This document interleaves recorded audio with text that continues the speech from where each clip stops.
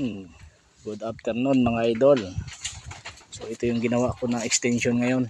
Ayan o, nilagyan ko ng extension na para mas safe sila. Ayan o, nilagyan ko na ng harang. Ayan. Tapos nilagyan ko sila ng tulugan. Ayan o, tigisa silang tulugan dyan mga idol o. Ayun, doon yung dalawang anak. So, dito yung dalawa. Ayan. Kasi kaninang umaga nilalamig yung mga maliliit na kambing. Sobrang lakas kasi ng hangin at ulan. Ayan, kaya nilagyan natin ng ganito. Binibisyon na natin ang mga dingding. Nilagyan natin dingding para di sila lamigin. Ayan, o. Tapos panay kumpay lang tayo. Puro kumpay lang. Di muna sila lumalabas dyan.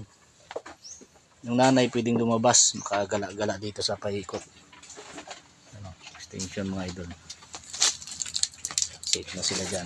Ano, puro kumpay lang muna tayo. Dito ganon din. Kumpay lang din.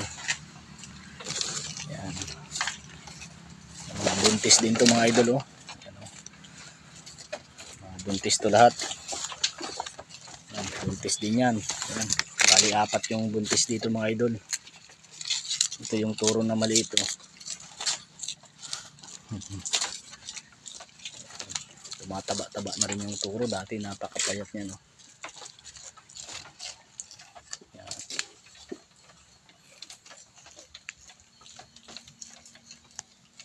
So dito sila kahapon eh. Dahil open area, nilalamig yung mga maliliit. Pwede ko rin dito gawa ng extension pa, isa pa. Yan, oh.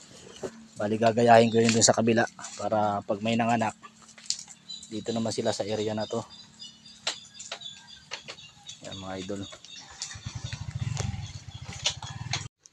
Ayan, sarado yung pastulan natin.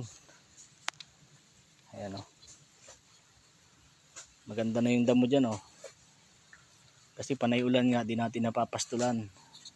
So sakto pag uminit-init, marami silang makakain na damo. Yung alaga nating baka. Buntis din yung isa na yan na brown. Ayun yung nabili namin na payat.